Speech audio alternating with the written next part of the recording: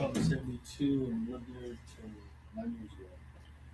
Okay, we are live. Tom Hashem has called in and complained that we're running late. So, Tom, I apologize. Since he's not here, I know he's sitting at home yelling, why is he not starting on time? All right, it's December 12th, 2025, 11:16, and it's been an exciting week. But what do we want to and now we have let there be light. And the lady who used to own a gun shop, let there be light. So we have one guest. We're going to put you on the hot seat to start. Just moved here 4 weeks ago but just give us your name, tell us your precinct, which we just looked up, and what your cause is and why you're here. Good afternoon. My name is Bob Beard. I just moved here from Montgomery County, Virginia, which is Blacksburg, Virginia Tech area. I lived up there for about 9 years. I moved here about 5 weeks ago to be closer to my grandkids, and so it's kind of brought me to Greenville. I consider myself a Charlottean because I lived there for about 45 years, but I live in Taylor's, and I guess the district is Northwood. Northwood precinct. I moved there, but there's two things. One is somehow we got to figure out how to get God back into politics and God back into civics. We're taking God out of everything except for Sunday mornings, and so it's really we got to get the church involved of some sort and Christian men as leaders. Okay, that's our biggest priority. The second is how we protect or how we fight for our sovereign state, and really have to have fair and honest elections. We have to figure out some way to get a single day voting. Unique barcodes and so election integrity, what you want to call it, is my second or my two items I consider the most important that I like to get really involved in. Those two. So you don't like rhinos? I hate them because rhinos love both of those things. They don't want God in, and they don't want fair and free elections. So good. Well, that's fantastic. Thank you. You came to our Christmas party. Right. Yes. So it takes a little gumption for somebody just fresh off the boat, as you'd say it, moved to South Carolina and says, "Hey, I'm going to go to the local party, Christmas party, and introduce myself." And we've exchanged a few emails. I'm glad you're here and welcome. And yes, we need more people involved because that is the name of the game. We've got 5% turnout, 17% turnout. That's why we're not winning races in certain cases, and we got to get more people to turn out and the such. So glad you're here. We'll get you connected, get you all set up with that, and we'll move forward from there. We do have one big thing we need to talk about, actually two, that I definitely want to announce, is on Saturdays, Spartanburg has their camp meeting. That's what does camp stand for? Conservative American Patriots. Conservative American politics. Coffee and American politics. Okay, camp. But that's kind of the Spartanburg version of our coffee and politics. They actually do it at a restaurant. The rest is on, and they do it on Saturday morning, so it's a lot easier for people who work. But it's at the Clockwork Pizza, 2725 Reedville Road. It's at 9:30 to 11:30. I think they do it generally every Saturday. They do take a few vacations, a little bit more than we do. We'll be doing it every other Saturday from this coming year. Oh, really? Going forward just every other? Yeah, I'm not sure which odd or even. Maybe we have to have a talk with those guys. Every other, we do every. And actually, the funny thing is, we actually talked amongst ourselves before going on whether we would do this on the day after Christmas. Christmas is on the 25th, which is a Thursday. Did we want to do it on the 26th? Then Olga said, well, we have people bring cookies and stuff. So I voted yes. So we will be here the day after Christmas celebrating cookies. We like to do it on holidays. Christmas. Yeah, cookies, not celebrating cookies. Well, I celebrate cookies and I celebrate Christmas. So. and I particularly like this from Costco. I told you. So I like mint. She doesn't like mint. So whenever we go to the grocery store and buy ice cream, I always slip in the mint chocolate chip ice cream because she won't eat it. So that's in your diet. It is in my diet. How about that? Approved by my doctor, but not really. But my health friends they yell at me if I drink a soda or I eat bad things with sugar. We do need to all eat better. But that is tomorrow at 9:30 to 11:30. The extra reason for announcing it today is the fact that David Pasco will be coming up. We all know David Pasco pretty well. He first spoke in front of the Greenville County Republican Party on January 6, 2022, when he was still a Democrat, but he was a solicitor. So we took a lot of grief and confusion amongst some people about why we would have a Democrat come speak at our meeting. But he was an elected official. He is a solicitor, and he is hot on corruption, which is not one of our number one issues as well, and prosecuting corruption. And he has a track record of it. And he was a classmate of mine at the Citadel. So we kind of, he's going to be there tomorrow. So if you haven't had an opportunity to meet or hear him, or if you have questions, concerns, that type of stuff, I would highly recommend, driving over to Spartanburg, have a breakfast at the Clockwork Pizza on Reedville. It would be. And he will talk, his big issue is judicial reform. And, obviously the corruption that's out there because of it. It'd be interesting to have an anti-corruption attorney general. Because we haven't had one in 16 years with Alan Wilson. So I'm not a big Alan Wilson fan because we didn't have one for 40 years before that. really well. Oh, that would include McMaster, wouldn't it? So, Yes. McMaster used to be an attorney general. I don't know for how long, but he was actually an attorney general, and McMaster was appointed the U.S. attorney by Ronald Reagan back in, I guess, 81 or whatever for the state of South Carolina. So, well, hell, Donald Trump wanted him governor, so well, that's true. That's true. But I mean, it all depends on who you support in the primaries, and that is the beautiful thing about South Carolina. And in many ways, we are, the first in the South. We literally pick the president or the Republican nominee, and in fact, 4 years ago or 6 years ago, sadly, I must admit, South Carolina, the Democrats, saved Joe Biden. And that's why we had Joe Biden for 4 years, because Joe Biden was on the ropes and done before he was absolutely done until Jim Clyburn, who's done nothing for anybody in his 6th congressional district, unless your last name's Clyburn. That's the only people that benefited in that district. And it's really sad that they've let 1/7 of the state of South Carolina go to pot. He did try to bring in the bridge to nowhere. Who did? Clyburn? Clyburn. In Alaska? Down there, he wanted to put a bridge across it. And Oh, really? Voted down. Yeah. That was a bridge to nowhere. Well, I'm sure they were pouring. His family member must have had the cement company. Oh, that was Leatherman. Leatherman had the cement company too. Another nice Republican. In each other's pocket, I'm sure. It is. That might have been the best thing ever because you saw how bad it got. It got bad. Yes. It went too down under, and all I know. And what's funny is now we hear a lot of the things that have been exposed here in the state of South Carolina, because same thing they're fighting on the national level, Trump and all those people, we're fighting at the state and local level. And quite frankly, it is much worse down here than it is up there. The numbers are much bigger. It appeals to everybody because it impacts everybody across all 50 states and actually the globe.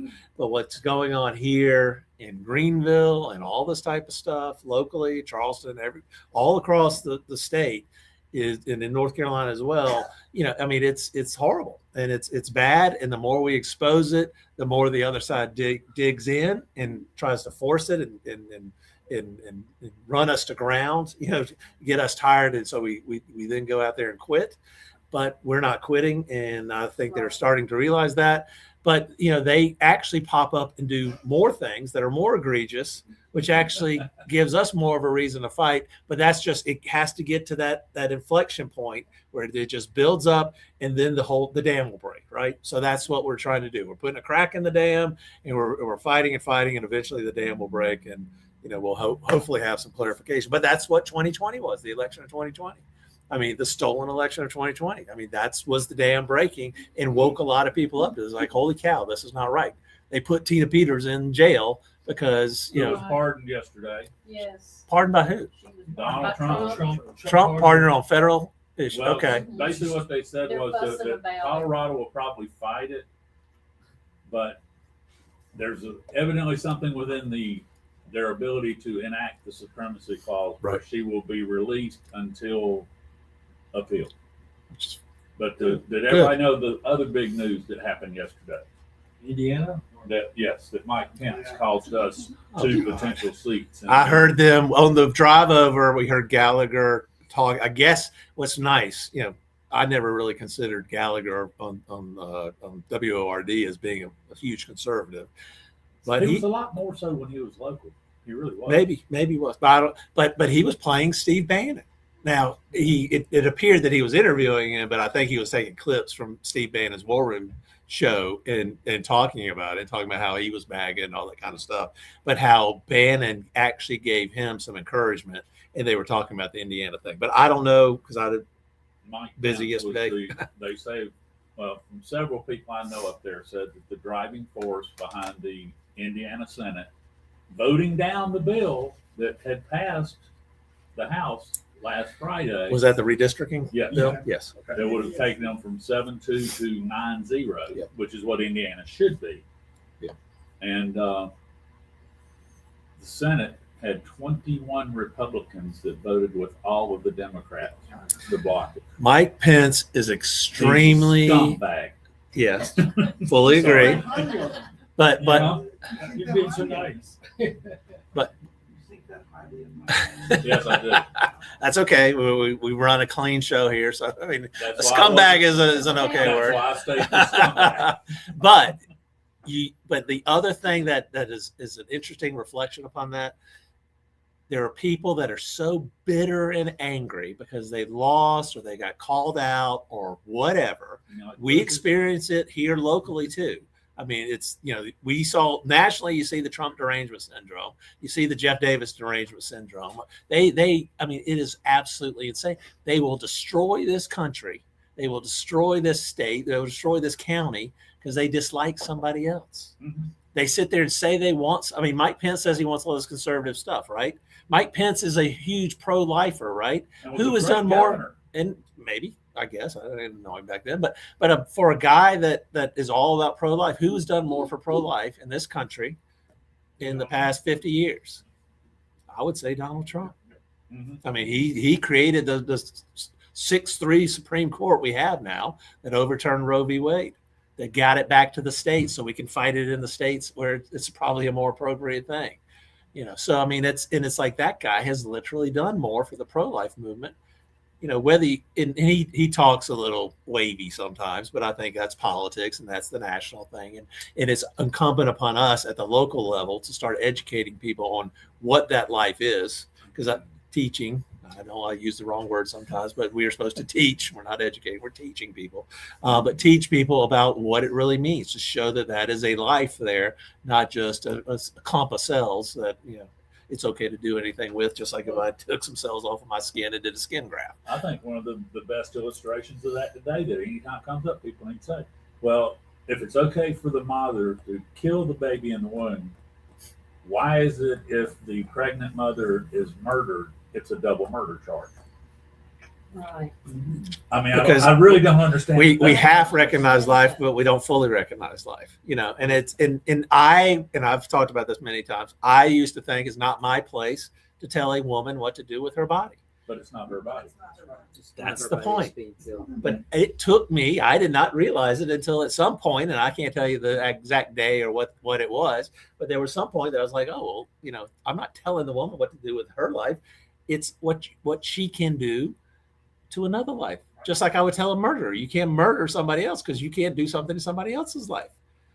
Suicide, I don't like. Suicide a crime? I don't know if it's a sin, I guess, but I don't know if it's necessarily a crime. It's a crime. Is it a crime? Yes. I mean, then sin, yes, a mortal sin, but I mean, maybe it is a crime, but maybe that crime, they made it a crime just to show, hey, you're not supposed to do A these lot types of of things. insurance companies won't pay out if you commit suicide. Yes. Yep. In the That's first correct. Most of them won't. The laws don't dictate morality. Laws are to create an environment where morality is encouraged. Yes, and also recognizing Very well. human nature. We have to recognize human nature is we are flawed and we do bad things, and why don't we encourage people to do the right thing? We use tax law, tax code to encourage people to invest in this or do that. our immigration law allows people to come here and invest in businesses. Oh, we'll let you in if you'll, invest $500,000 or $1 million or whatever they're going to bump it up to. But I mean, that's the where gold it's card. trying to incentivize good. No, it's been a long-term thing. If you had $500,000, you could get your citizenship if you were going to come here and invest it in a business. To me, $500,000 is pretty cheap, to sell a U.S. citizenship Well, it's for. $2 million with the new gold She paid me a card. whole $1 million to give her U.S. citizenship. I just haven't been able to collect. So, as a CPA, I think I need to write it off of my balance sheet. So, I don't think FASB will allow me to keep that on the balance That's sheet. okay, we got her now. I know, and we can't get her. They can't get rid of her. So I'm not trying to get rid of her. It was a one-way ticket. So that is tomorrow, 9:30 to 11:30 at the Clockwork Pizza in 2725 Reedville Road. Here, David Pasco. I know some people still have questions and or concerns about he used to be a Democrat. He switched to the Republican Party in April of this year, and then he filed, I guess, in July to run as a Republican. I think we all knew what it was. I mean, I'm okay with that. I mean, we got Democrats that switch. Ronald Reagan did that. Donald Trump. I mean, why do you think Donald Trump picked the Republican Party to run? I don't know if Donald Trump was truly a full-fledged Republican in 2015. I think he was still formulating his ideas and his mindset of things, which is okay. And then he saw how bad and crazy the Democrats were. Well, and from that perspective, yes, he knew they were that crazy and that bad. And I guess he did have the whole issue with Obama and his citizenship, or where his birth certificate. I kind of forgot about those old days. But I mean, there's something that moved him because he knew that's where you were going to get elected. So I mean, that we know that. So that's why you got to look a little bit deeper into the person themselves, not just whether they put an R or a D behind their name. I mean, or they write the name Freedom Caucus behind their name. That doesn't mean they necessarily are about freedom, because that's what I keep challenging a lot of these people on is, do you believe in government-run school choice or free markets? The Freedom Caucus. What are you I talking know, about? I We have know. to get behind them. No. That's What what are you doing. that is No. literally what we're trying to Yes, I teach know. people. I mean, I'm a conservative. I'm pretty much been this way forever, but watch what I do, not what I say, right? That's what we teach people. And it is amazing to me how people still forget it and freak out at the last minute. You put Freedom Caucus behind your name. Oh, that must be great. We got to elect you. I mean, it works in reverse, for some folks. But, just because you're a Republican or Democrat doesn't mean you're actually doing it. And I got one other announcement. We'll talk about the election on the 23rd. But to that effect, and I don't know if people have seen it, does everybody know who Katrina Shealy is? Katrina Shealy is a former state senator. She is one of the sister senators that voted against the abortion bill. And of those three, the Republicans were all replaced in the last election. Penry Gustafson, Sandy Sin, and Senator Katrina Shealy out of Lexington. Katrina Shealy, I mean, they have exposed themselves so much. It is literally insane. I saw some pictures when they were up. I mean, they got awards from the Kennedy Center and all that kind of stuff. But when they were up in New York, I guess on the Today Show, whatever, they literally, because they call them the sister senators, NBC had put the cis, SISTER. The SIS was in one color. The TER was a different color. The cis senators. We all know cis. We're all, that turns it from just, instead of being sisters, that's more one of those LGBTQ kind of whatever cis, what's your sexual preference? I'm a cis. I don't know what a cis is, but I mean, I've seen that's one of the things they talk about. But I mean, but Katrina Shealy today, go on her Facebook page, and she is advocating for the election, in the special election that they have on the 23rd for the House rep, for people to vote for the Democrat. Literally on there. I mean, it's not like, she is so angry, and she is so hated Lee Bright to start with.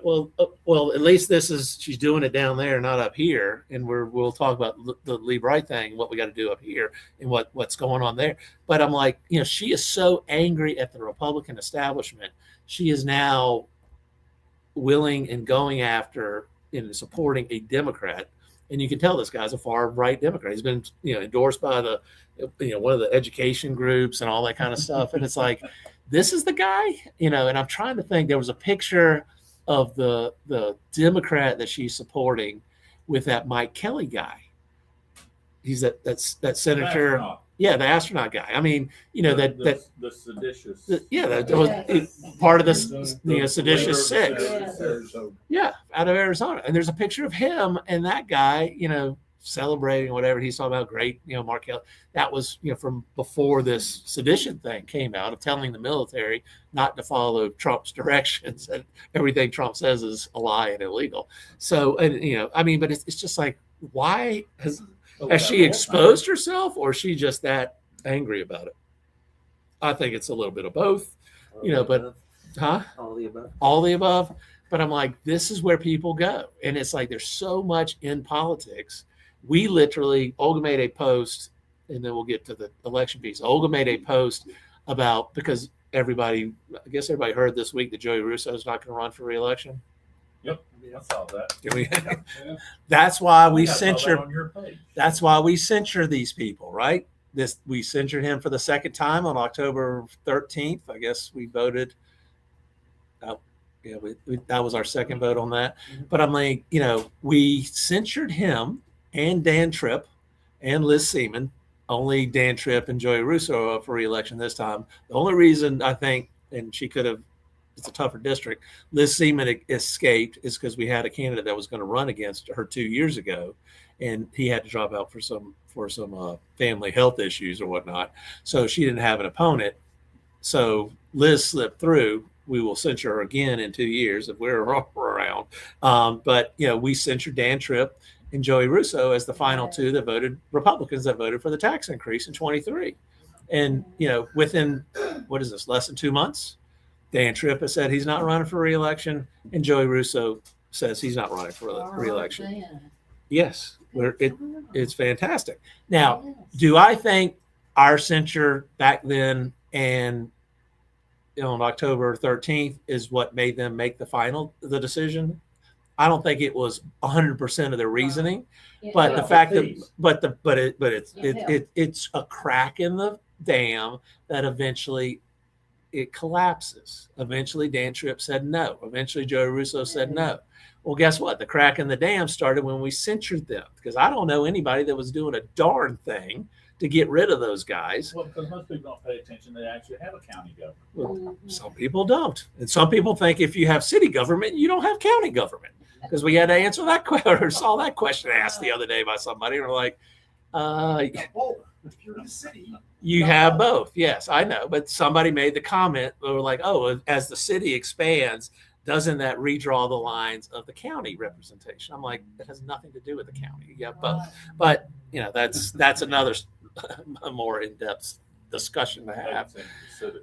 Right. They do need to figure that out. But no, they think they know better. If a municipality police department in a situation needs extra help, they turn to the county for help. Sure. Yes. Yeah. Yes, they need do. a SWAT team. The only They SWAT team call is those in the guys county. in. Yes. And they have done that in the past. There is a connection. There is a connection, and that's why we have both. That's why you have both, and that's why we have a state government, and that's why we have a federal government. So if the municipality and the county overwhelmed, we can call SLED and those guys or whatever, or we can call the feds. I mean, that's just the way it works, And then if it gets really bad, we can call the UN, and they'll really help us. I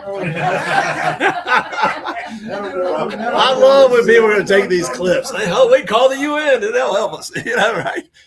But we're not calling the UN. We don't need blue helmets running around Greenville, South Carolina. They would be much easier target. I've never understood the blue helmet thing. I get it, maybe. Yes, blue is very, very peaceful.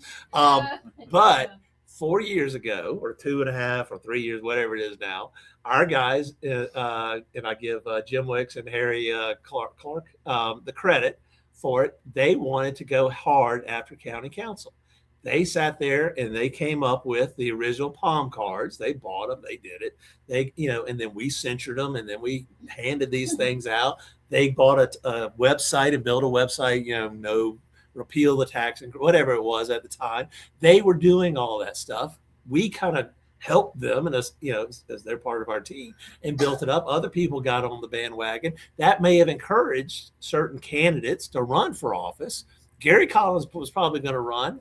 I'm not taking credit for Gary Collins' win. Gary Collins gets the credit because, number one, he stood up to run. He put in his money, and the dude knocked on how many? 10,000 doors?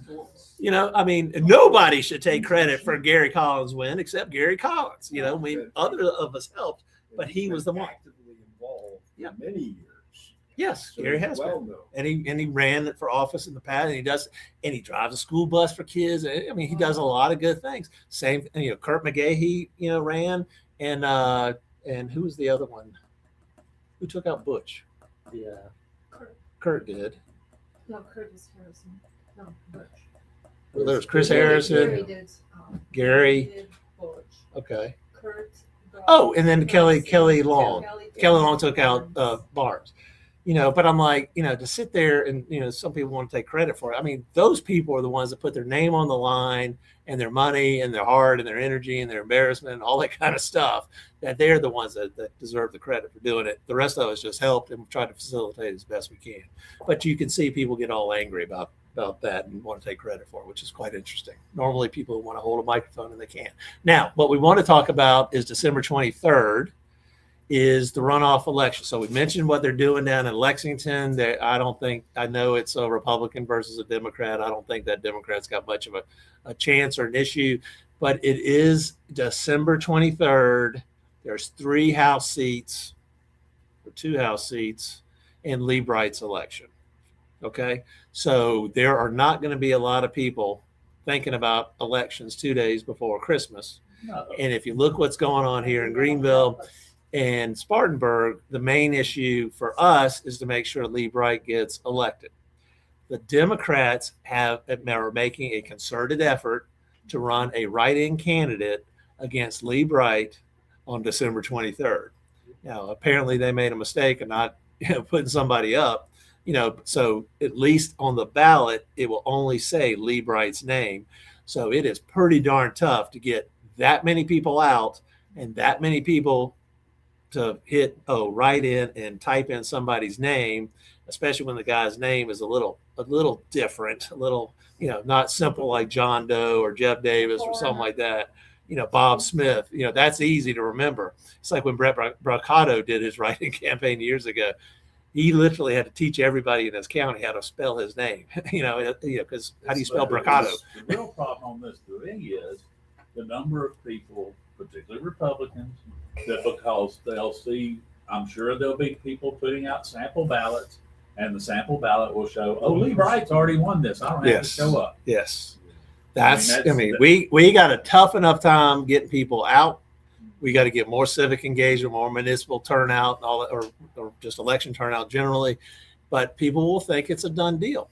Now, if I was betting person, I'd put my money on Lee Bright. But you know what? These things happen. It can happen. And we have got to get people to turn out. Now, George and Martha from Washington are going to go vote here today. But guess what? They live in Greer, right on the line. They got to drive all the way into downtown Spartanburg. 45-mile drive round trip. 45-mile round trip drive Wow. to early vote? Holy tamale. Now, are y'all not voting on the 23rd because you're out of town or don't want to worry about it? You're out of town. They're willing to make the 45-mile round trip vote.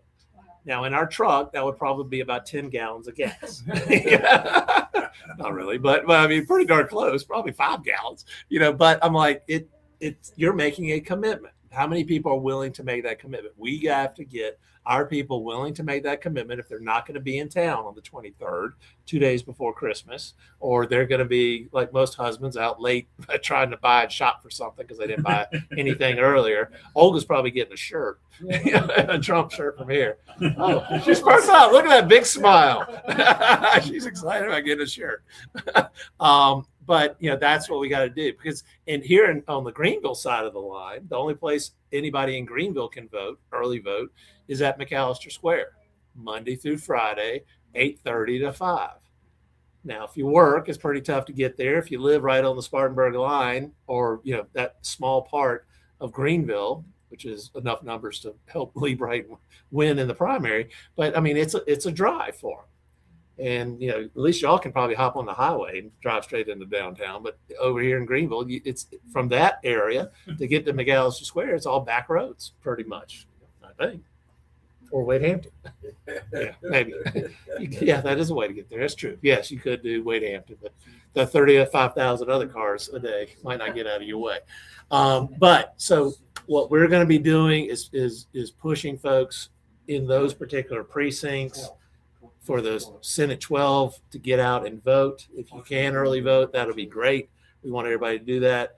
But obviously on the 23rd, nobody really wants to get a text or a phone call from the Greenville GOP saying go vote, 2 days before Christmas. But that is something we may have to do.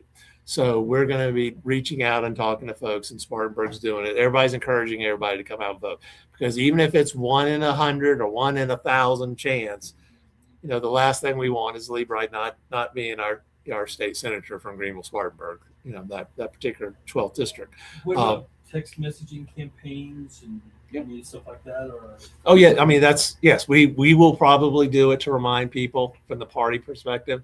We'll do that. I'm sure Lee. I joked earlier that Lee's a little paranoid about it, because even after he's off the hook paranoid. He's off the hook paranoid. But he's even a good guy. But I mean, and he's rightfully so to be a little worried about it, because guess what? Things do happen. Guess what? The Republican establishment and the Democratic establishment does not want Lee Bright down there. None of them want Lee Bright down there. I talked to Lee after the election crash. He's like, "Oh, I think they're going to run a write-in campaign against me." It's not. He's never thinking it's done until he's probably even sworn in. They're probably like, they're gonna pop my tires, and I won't be able to get to the swearing in. After he wins the election. But he's rightfully so and worried about it. So we're going to do what we can to help make sure it does. We get as many people out as we can. The establishment hates him because he actually shows up and does what he says. Yes, he actually does. And the point is that was made earlier. The Democrat state party, the South Carolina Democratic Party, is actually helping with this write-in campaign. You look at it, they've set up a website for this gentleman. They are out door knocking over there. They're doing all kinds of things and supporting. They're probably even doing mailers. I wouldn't be shocked if they didn't do a mailer for this write-in candidate against Lee Bright that might come out. People get it in their mailbox on the 22nd or whatever. People, the other side can't react. But what do you think the SCGOP is doing to help make sure Lee Bright gets in there? My guess is nothing. My guess is they're doing zero, because the Republican establishment in this state does not want Lee Bright down there. I mean, Lee Bright is the one person who stopped the gas tax for as many years as it was stopped. And it doesn't affect their supermajority in the Senate. Yeah, they don't care. So they care less. They could care less. I mean, it's just one extra vote, one extra Democrat that they can buy off for pretty cheap. That's what I've always been told. It's kind of interesting when you have people that are somewhat in the know down there say, yeah, it's easier to buy off a Democrat than it is to deal with, a Lee Bright. So, I mean, they'd rather buy him off. And what they always told me is they're like, shockingly, it's easier. They sell themselves out relatively cheap. The Democrats do. So, I mean, that's what we deal with. I don't know if we want to mention the Democrat's name. Do we want to mention him? Well, not on the video, maybe. We'll post the website or afterwards. We just should not be promoting. Do you need to know because you're writing him in?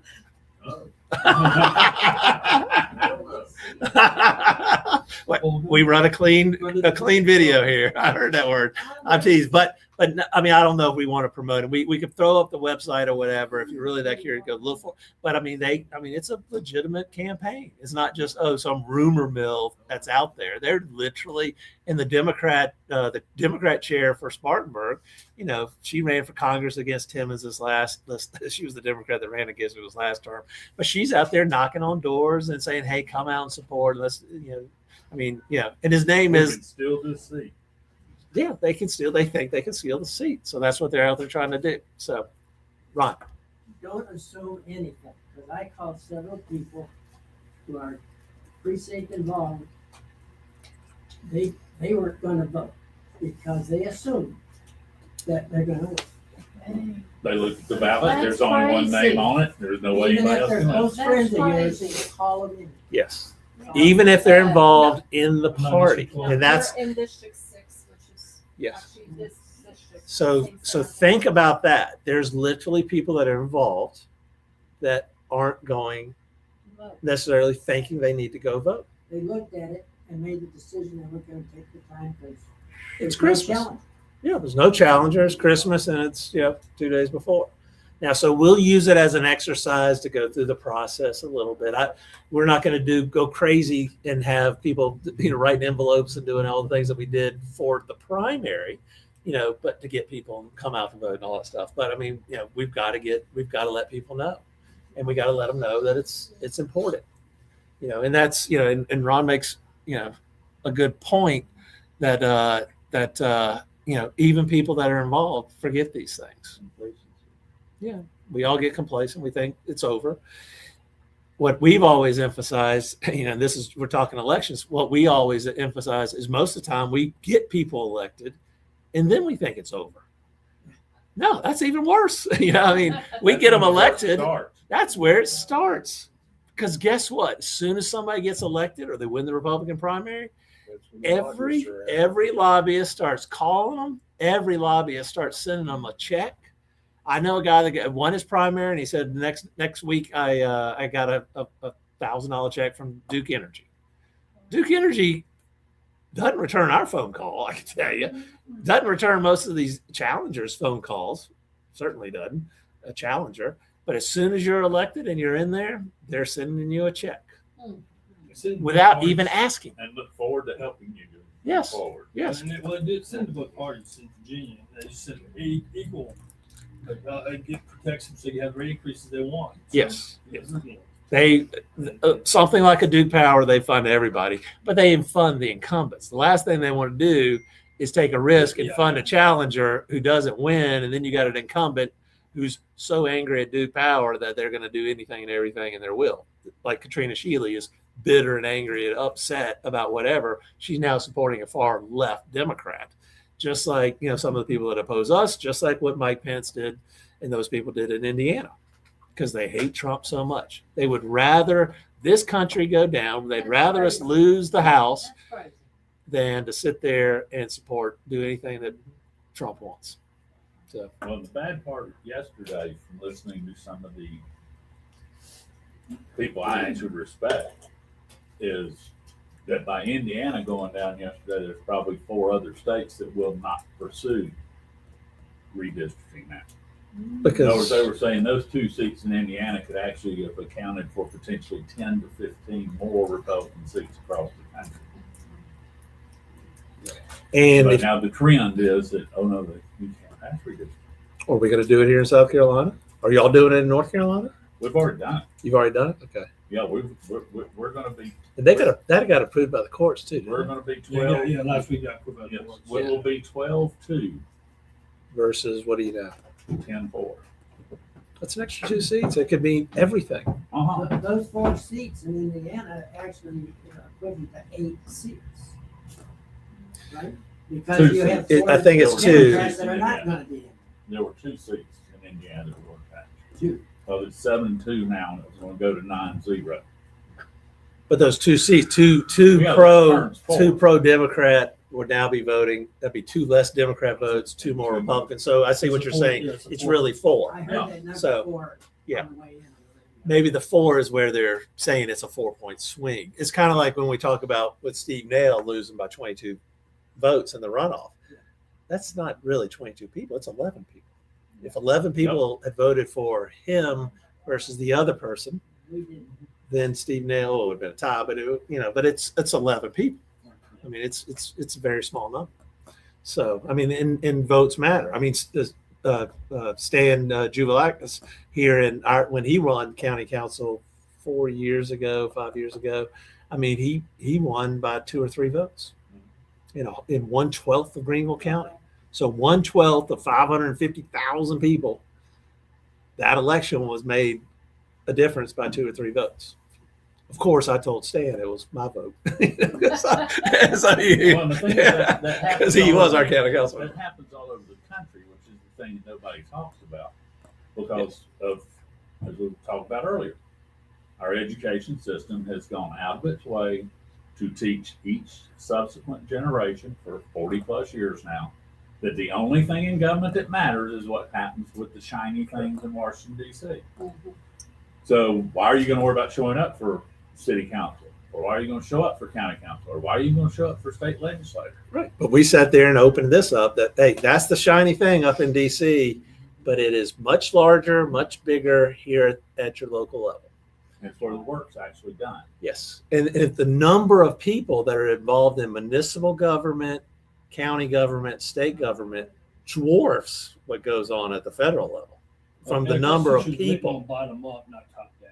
So, Yes. Yes. I think it's supposed to be bottom up. Right. But if you also think, and what we reflect upon, the Republican Party is supposed to be bottom up, not top down. So, I mean, I've never had anybody from the RNC call me to tell me what to do. Obviously, the SCGOP tries to tell us what to do, and they don't like us. But, They're you trying know, to tell us what to do in North Carolina. they are telling you what to do up there. That's true. I'm happy to talk about that. But the precinct reorganization, it starts at the precinct level. Your precinct, all of our individual precincts, we send delegates to the county to elect county leadership, and county delegates to go to the state to elect state leadership. It starts in the precinct. If you're upset and not happy with what's going on at the state level, get involved in your precinct and do something. Everybody wants to bitch and moan and complain about Drew McKissick, but who actually does something about it? We do. I mean, we send our 90 votes down there and vote against him every year for the past 3 times. But, you know, I mean, you know, if you're in another county and you're a Trump supporter, MAGA America First supporter, you need to get involved. Now, we got a good number of counties that are doing the same thing we're doing, but there's some counties that folks aren't doing anything and except bitching and moaning. I'm sorry. You need a kick in the butt. They look at it and they say, I live in a good Republican state in South Carolina, so I really don't have to get involved in the party. Right. But the number one person in this state that was probably paid the most to oppose or paid the most to either support Donald Trump and keep his mouth shut and or, you know, oppose him was Drew McKissick, because who's pulling his strings? You got the Chad Conleys of the world, you know, who are all selling out to the DeSantis's or to whomever, the Nikki Haley's. So, I mean, Nikki Haley, it was 60-40. Trump won the primary 60% to Nikki Haley 40. Now, I think a lot of Nikki's people were Democrats crossing over, right? Oh, yeah. So, I mean, you know, She just got torched online yesterday or day before. couldn't happen to a nicer person, which is quite frankly interesting to me, is to now watch her Nikki Haley's son out there saying everything and anything I would agree with 100%. But I'm like, this is Nikki Haley's son, or is this a facade of, you know, oh, well, her son speaks our language, so maybe Nikki's good, yada yada. Maybe the apple doesn't fall far from the tree. Yeah, press time to be recognized and do what you want later. Right. So, I mean, I don't understand the kid and what's going on, but read what he says. It's some good stuff. But I'm like, How old is he?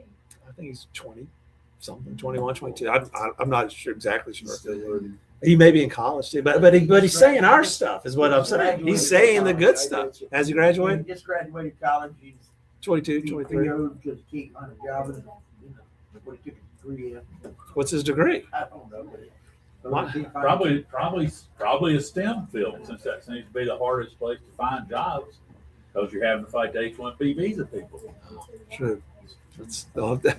That's another deeper subject to talk about. That's quite interesting.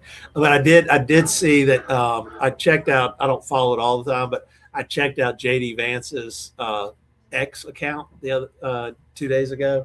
And it was interesting. JD Vance had retweeted a video of a guy in Louisiana. Assume all this is true or whatever. I don't know if he checks out who he retweets or whatever. But it was a guy in the construction business, and he had some colorful language, so probably shouldn't put it out there. But he sat there and was talking about that he got more calls in the past week than he got in the past 3 months for work.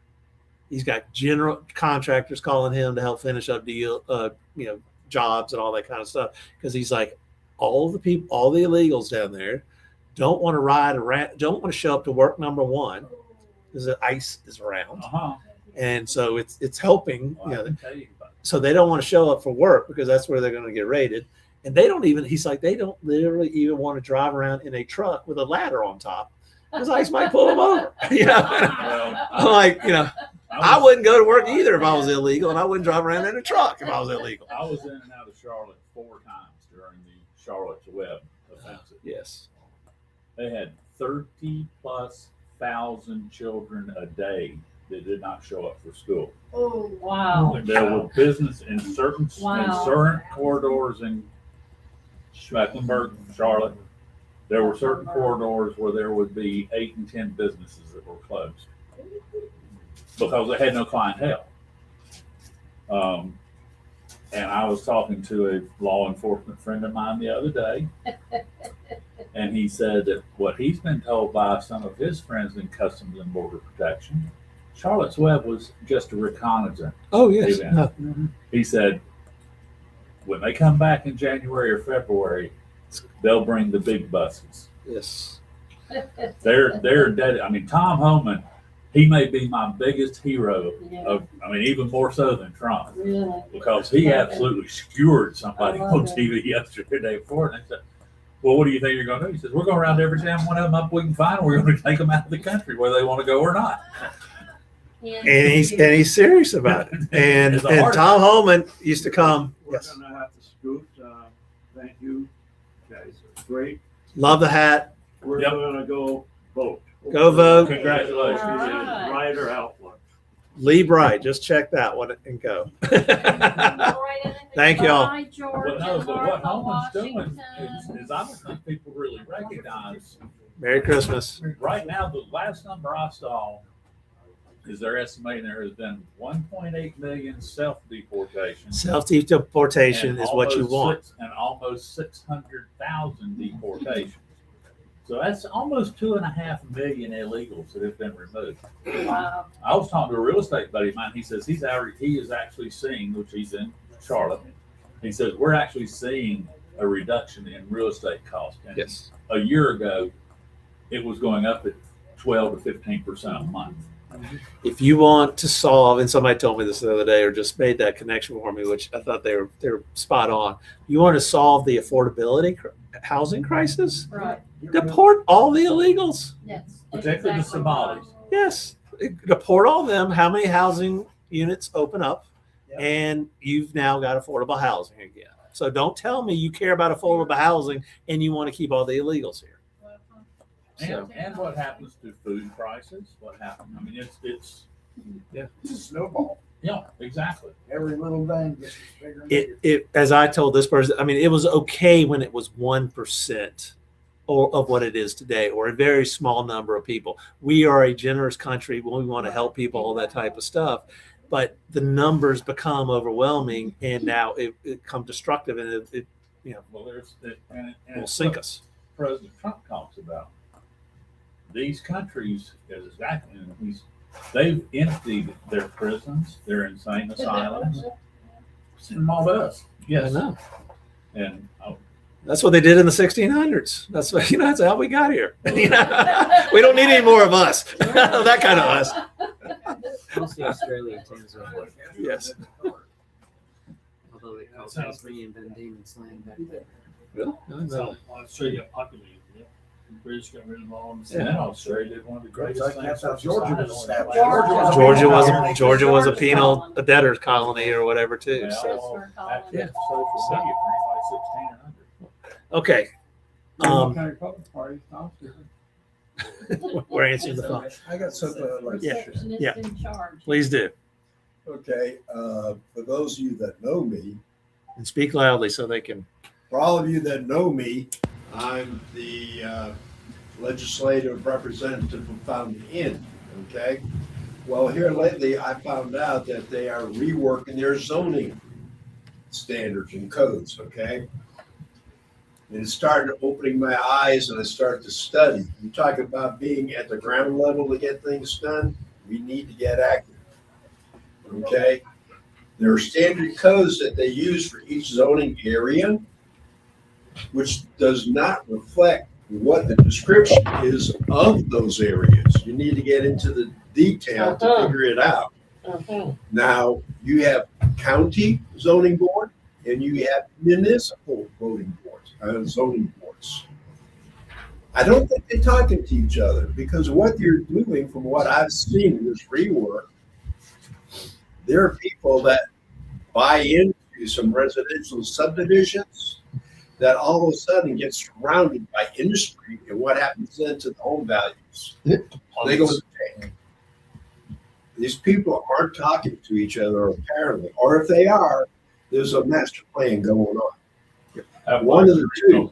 So I'm just saying, people really need to get involved because, like, the draft that they're proposing is 351 pages long.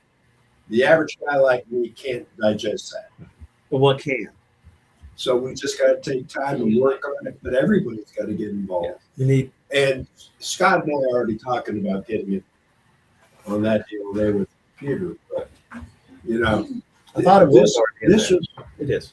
Well, it's But not not everything. this. First cut at it. The first one Yeah, is. Yes. first try. Yeah, we got to work with the details. plan of strategy. But we need more people involved so boards. they don't pull over our eyes. You want to talk about a ticking time bomb? It's the zoning issues, because that is going to control land use all around. And what somebody contacted me down in the lower part of the state about these councils, you know, and he's like, regional councils of government. He's like, what is this stuff? And I'm like, I sent him your article that you wrote from years ago that we posted out there and shared out there. And he's like, oh my God, there's these regional councils that the federal government and the state government have turned over their power and the spending and all that the governance really to somebody else. We talk about it here locally with all the boards and commissions. I'm an elected official, so instead of me getting in trouble for something that I can pawn off on the board, I say, well, the board made the decision, and I don't really have, you know, that's a community board, and I'm only one vote up here, and they made that decision down there. Don't blame me. I didn't actually vote on anything. So that's where it is. But this land use stuff, and there are ticking time bombs. The one that I've noticed that I've heard about is churches. The churches here, I mean, because you see churches closed. Well, they're rated zones or C2. Okay, and maybe you know what I'm talking about, but the church is rated something. Guess what happens if the church goes out of business or gets sold? It's already pre-zoned for multi-housing, whatever somebody wants. Yep. So they're developing. They've got the churches pre-zoned for this. So guess now what we're incentivizing human behavior to do to help a church get shut down. That's exactly. Let's get a church shut down and encourage them to move so I can buy their property and I build some apartment complexes or whatever that I want to build on. Well, And we'll give that church a nice piece of property out here that's outside of the zoning area. Yes. Oh yeah. I mean, they'll Incentivize the church to Yeah. move. We'll build you a building. We'll do this or something like that. You know, so maybe they don't want to shut them down, but they will say, hey, don't you need That's some correct. growing room? Why don't we help you move It's out there? government, let me darling. tell you about the one that Corrupt is really, the middle name. let me tell you about the one that's really a kicker that I learned the hard way reading all this stuff. Is there's a zone called Flexible Review District. If you read the parameters on it, What is it's it called? wide open. Flexible Review District. Okay. Flexible Review District. Yeah. That's a zoning code. Is that what it is? It's What it is? it's FRD. Okay, it's a flexible review district. That's why I pulled it out. Let me guess. Correct. Go ahead. Okay. Now, in our particular case for Shannon and myself, our zone that we're in is an RC, residential conservation. Mhm. Okay, which means we're supposed to be careful with nature. It's supposed to have trees and so forth and so on, right? Well, they didn't. What they did behind us, which used to be all trees coming right up to the backside of our property, they put in a flexible review district, which developed into clear cutting and putting up townhomes. Now, what's that do to the RC zone? It throws it into turmoil. Your value just went down, basically. The most profitable thing must be these townhomes because they Yeah. can build them on slab, build 4 of them in a row. just knock them out. And so, And there are no Well, you don't have that. You restrictions. don't use the amount of land. I mean, that's the whole purpose behind it. Yeah, the definition You of don't own it. is You really The don't own it. developers love them. Yeah, it's just the really RC description of an RC zone is about half a paragraph. Okay. The restrictions and guidelines on the flexible zones I don't know anything. are about 2.5 pages. And most of it says virtually nothing. Yeah. It's left at discretion of the See, Republican- Yeah, he's Republican in name only. yeah, and that's what I said. They go, the planning commission, they, if it's that readily a flexible review zone, then that means I can go buy it or whatever, or we get a contract on it. Then I can go to the planning commission and say, and I tell them what I want to put on it. I want to put And- 600 townhomes. Right. And they'll probably get a yes out of those guys. And also, the size He's a weasel, yeah. is wide open. The height is wide open. The planning commission gets to decide all that as acceptable or not. And the question is, are they talking to the water commission and to the? So there's been an eye-opener. I'm saying, The sewer commission. yeah, my point in bringing this up is people need to be more aware of it. This is a grassroots type thing. This what we're seeing now from the grassroots. What I was excited about, years and years ago, I'd go to a county council meeting. The very first things on the agenda were the tax, the FILO tax. They passed them all the time. Nobody asked a single question. Nobody knew what a FILO was. Now people are talking about FILOs and we're fighting that whole FILO fight. What you're talking about is the same thing. Nobody's known about it. Now we're waking up. Now, what our folks and what you guys have done in the legislative committee is the first cut at is getting all of that raw data, putting it into our GOP plus system, and getting AI to read, formulate, and pull stuff out. AI is not perfect. AI will help identify and find things for us that then you can put human eyes on it. You can't look at the 300 some odd pages, but you can stick it in an AI system like ours that is looking for Probably things. split out the major pieces. Right. So No, it's interesting. I had a conversation last night with 2 legislators. And I've been trying to get restrictions in North Carolina. Y'all need to look at doing the same thing in South Carolina on these regional councils of government. and what's the one here? The what's this called? Appalachian Regional Council. Anybody ever heard of the Appalachian Regional Council? They've been got- running this, they've been running the upstate for 50 plus years. They got a big old nice fancy building down there at Pleasantburg and 385 up on that hill. Go look at it. Who's on it? Does anybody know who's on it? Well, that's the, Who appoints them? well, this is the, Who it's an Are they interesting, elected? I will be glad to, can I have 2 minutes? Yes. This is a big deal. The regional councils are a big, Appalachian big Regional deal. Council. Yes, I think there's 8 in South Carolina, 8 or 9, there's 16 in North Carolina. Every state except for 2 have regional councils of government. The 2 states who don't were the ones who where the senators were from that originally sponsored the legislation that established them along with Lyndon Johnson. Interesting. And it varies from their overall, well, now there's 4 levels of it. I mean, they've built this whole infrastructure. But say in Appalachian, I don't know how, unless it's changed, because I used to get involved with them, I can tell you a whole lot about the ones in North Carolina. But there's basically 2 groups that run the regional council. You have the planners and the bureaucrats, the appointed government employees.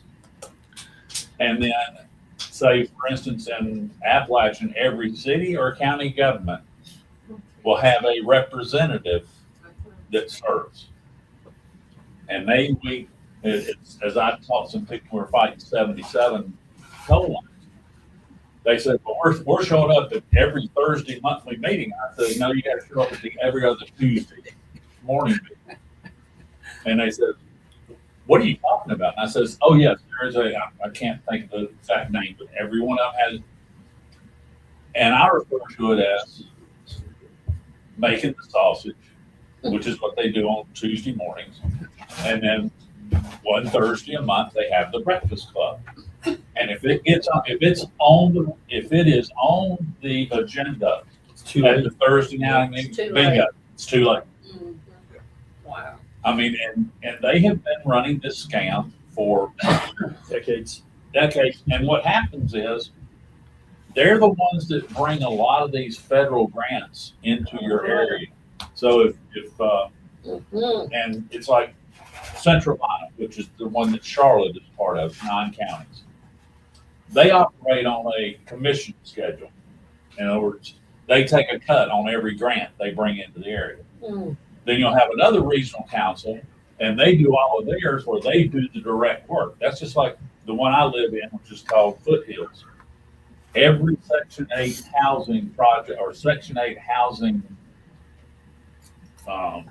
management operation is actually run by the regional council. And when they did these weatherization programs, where they were charging, where they were getting a grant for $700 a house for saran wrap and cardboard, they do those directly. There's no defined rules anywhere on how these have to run unless states get involved. So I'm pushing my legislature, and I'll send you a copy of it. I just actually sent to these 2 representatives this morning. We need to put fiscal and regulation notes on them. In other words, if you accept this grant, how much is it going to cost your county or your city to adhere to the regulations? There's one from years ago here in Greenville County where they got a $17 million grant for a sewer problem that's now cost the customers for Western Carolina Regional Sewer, which I know they're not called that anymore. But the estimate is it cost $100 to $115 million because they had to do EPA upgrades on every other line, even though it had the only thing to do was an emergency grant. And nobody talks about the backside. And it's on your property taxes. Yeah. Well, and the other side of it is, yes, it definitely hits your property taxes. The other thing is, a lot of these things you're talking about related to zoning Coming through there. can be absolutely pushed aside by because it's a federal grant. So they say that's the supremacy clause thing. So if it comes, even though that's not the legitimate supremacy clause, that's what they tell you. And your local government or county government looks up and says, well, it came to the federal grant. We have to adhere to this. It's just another thing of giving them cover. We put up on the screen an article that we posted on mySCGOP.news. Interestingly enough, December 11th, 2022.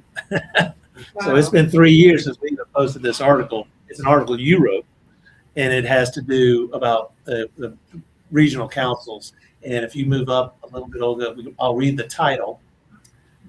Opinion, regional councils, the new slave masters. Yep. Because we're all beholden to them. And nobody even in this room knows about them. You know about them, I know about them. But nobody generally knows what's going on with them. So you wrote a good opinion piece about it then. Only if you can pull up the Appalachian Regional Council website or whatever. And then you've got the Appalachian Regional Commission, which is an overarching.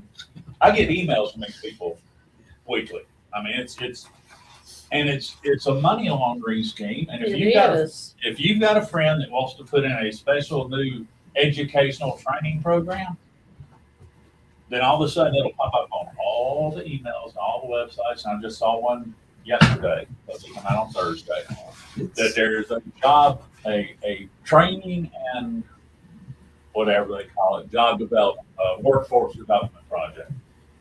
That there's going to be $1.7 million that's going to come to the Appalachian Regional Council or Appalachian Regional Commission that goes into Foothills Regional Government, Regional Council, but they never talk about the match that has to go along with it.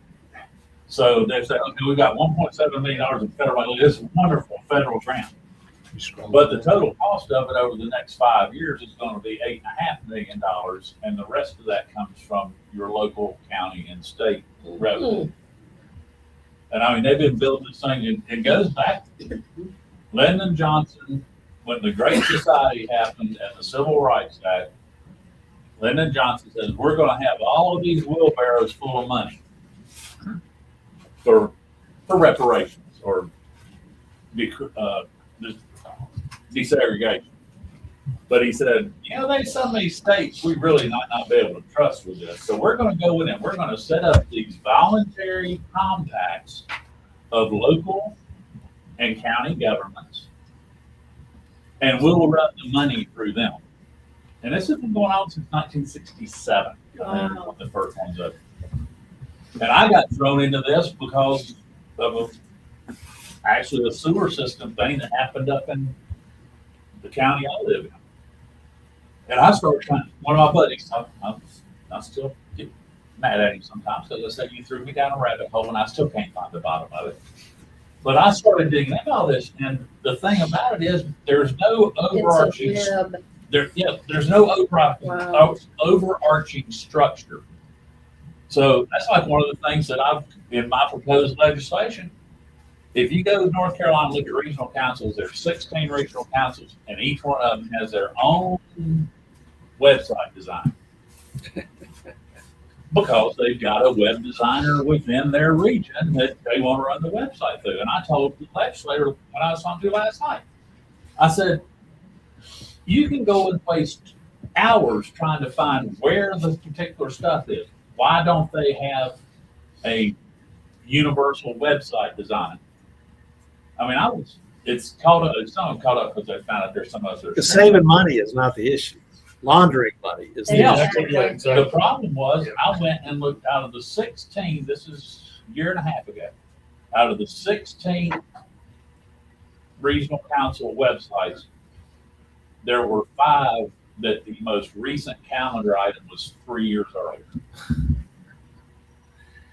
How this applies to you and what you guys are doing on the zoning stuff. We've got to deal with municipal zoning, zoning boards, county stuff, whatever state made, but these regional councils is how they work around a lot of these things because there's federal money, supremacy clause, that type of stuff. So it is, as I would say, a ticking time bomb.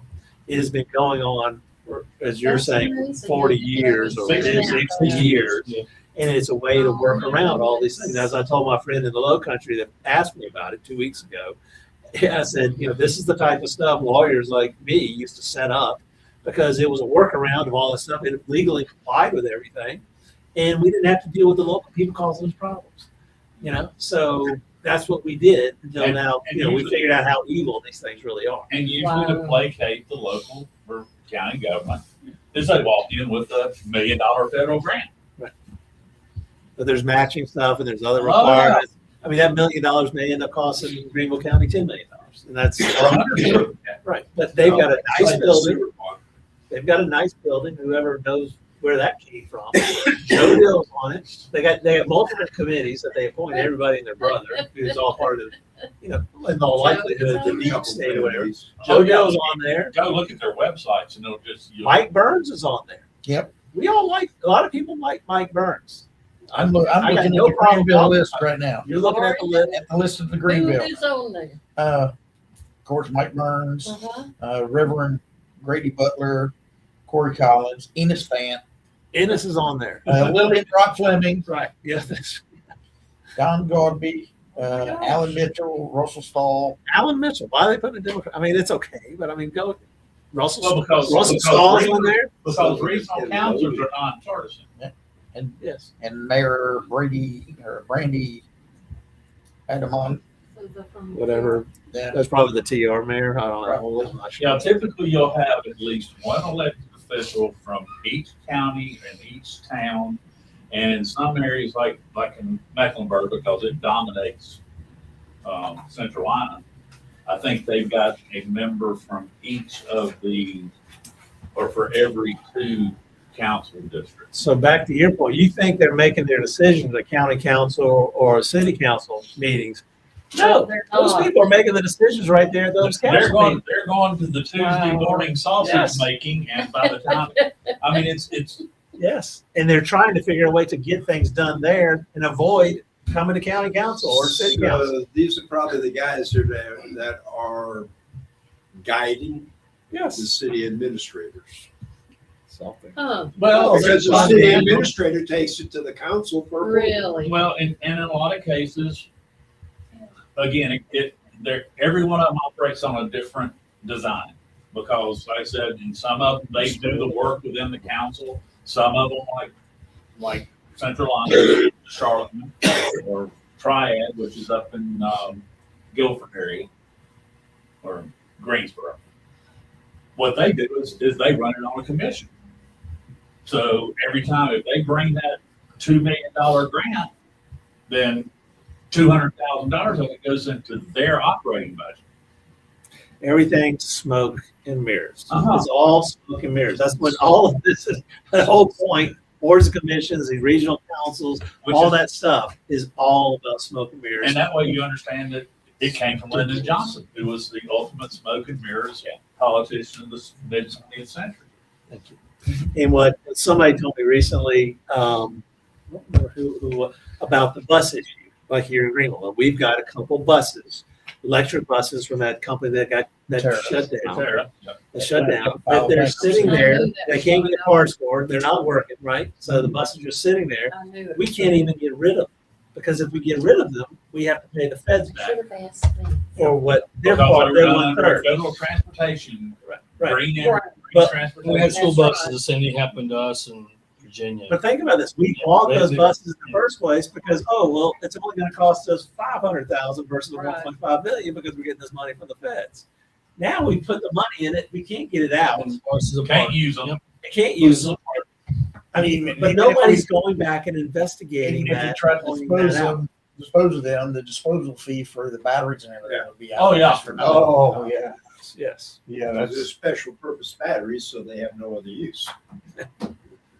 The cheapest thing to do is just leave it alone, let it park. Let it sit there, and they've got it in the nice new bus facility, and they're keeping them, I think, parked inside the garage, and so you can't even, so it's taking up space. So it's even worse that it's taking up building space. So I mean, the whole thing, there's more problems than I think we realize. I see the shock on your face and some of the comments, and I'm like, oh Lord, ignorance was bliss. I'm going back to my house, and I'm never coming out again. Now, correct me if I'm wrong, these are the same buses that are operating this, say, naturally powered. No. No, Those are actually good. Natural gas. Natural gas. It's the electric. It's the electric. Proterra electric buses. The CNG should be the fastest growing vehicular fueling method in the country today. And That can make logical sense. The Yeah. electric stuff is not there technologically No, yet. it's not. CNG works because of the price of CNG is pretty inexpensive, and if it stays there, that's great. About 70% of the country already has infrastructure with pipelines delivering. Guess what? If you I did work with there was a company up in Hardin, North Carolina that does conversion kits. And if you've got natural gas coming into your house, it's about $700 for a little compressor unit where you can pull your car in your garage, plug the hose in, and fuel your car, and it's actually cheaper than going to a gas station. About 30 years ago, they tried to do natural gas with autos, if you remember. You know what stopped it then? They didn't have the technicians to work on motors. But see, it doesn't take a special technician. Well, No, I'm telling you. her dad was selling propane and natural gas, and that's what said the problem is. And Well, I want to get back to the commissions thing. yes, Just information that came up on the legislative committee. this is what y'all did last night. Y'all talked about last night. Yeah, Tim Pinkerton told us live in Simpsonville, zoning commission or planning commission, they filled 3 slots with their approved people. 2 more slots might open up. If you're from Simpsonville, coming out, they're going to do some Appointments. appointments. You might get interview people because of lack of attendance. What you can't do. Disciplinary actions. Well, I mean, just don't show up, they kick you up, whatever. Yeah. But that's in the normal rules. So I don't know who's online or anything. If you are, So the question is, are they trying to get that done before they get Jerry Trousseau in there? Yes, actually. Are they trying to stack the deck before Jerry gets sworn in? No, it's going to happen next year. Next year. Oh, good. Jerry gets, I think it's the beginning of the Jerry month. will be in there by then. But so they're potentially, if you want to get on these commissions, I was saying Ron said that it's very important to get on there. There's going to be 2 openings. Yeah. So, That's why we need, even on our candidate recruitment committee, we need to spin off part of that to focus on these commissions, and we need to get somebody to focus on these regional councils.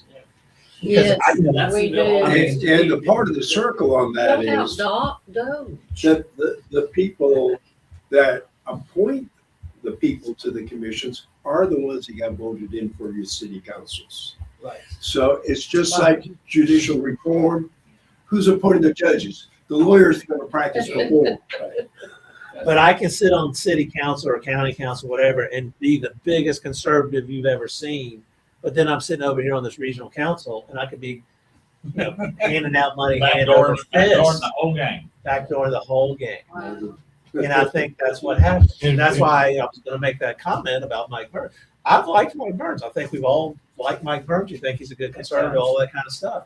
Do you know who's participated in the reorg against us? Nobody did it in 25. They just stepped out. But in 20, I don't know how much in 21, but in 23, it was Mike Burns. Mike Burns made the nominations for the people that were opposing us to get elected in our positions. Mike Burns was setting up a lot of that stuff and doing all those things, working with the rhinos. And I'm sitting here going, what the heck is this guy who we're supposed to be supporting? And so we think is all great. Why is he working with those guys? The same thing with Joe Dill. Joe Dill was on our side, and then all of a sudden he what? He was like a complete 180. Right. And it's like, where in the world did it happen? Why? I think Joe Dill thought he could kind of ride our coattails and, I can still talk. I'm a big conservative. But I think at some point he figured out, oh my God, these guys are serious. Yeah. Once these guys figure out what I'm doing, they're going to turn on me. So I might as well turn on them and just say, it's all because Jeff Davis is bad. Orange man, Trump bad. Exactly. Jeff Davis bad. That type of stuff. And it's like, why in the world? I mean, explain to me, and I'm just saying, I'd love to know, why did Joe Dill turn? We supported him completely. We went out on a limb and voted to overturn the election where Joey Russo got elected because of some what we thought our people thought were some improprieties, and send it down to the state. Now that's where it got reversed back because we didn't control the MAGA, or the executive committee.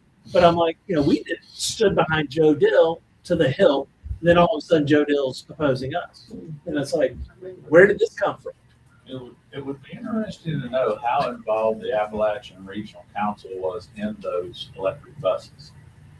Oh, One of their first time I ever saw an electric school bus was at a demo that was run by Triad Regional Council or Triangle Regional Council. And once you see the web, it's hard to find it. It's a rabbit hole you can't find the end. But the key is understanding that there is a web, and understanding that we got to figure out how to address it. The worst thing that happened was the internet. Sorry? Oh, the worst, because you can now go and actually find information. Yes. Yeah. Like you just did. In 2 You may seconds, have- look it up and you see all the people on for a there. while to find it. Now, let me tell you what's going to end up happening. We start calling attention to it. All the board members' names are going to come off the websites. And number two, guess what? No, they have to leave Have it's to? in all. Board Yes. members' names have to be posted. Principals have to be listed. Yes. Any of the members of yes. Until somebody Well, changes that law somewhere. But that's great. That's fantastic. Yeah. Yeah. I went through that fight and because they tried to do that to us with the I-77 thing, and I had a lawyer friend that contracted at that time. It was still Funko. But they tried to take the names off, and then y'all had a lawyer contact. If they'll find a workaround or something. What they'll do is what the state party does to us.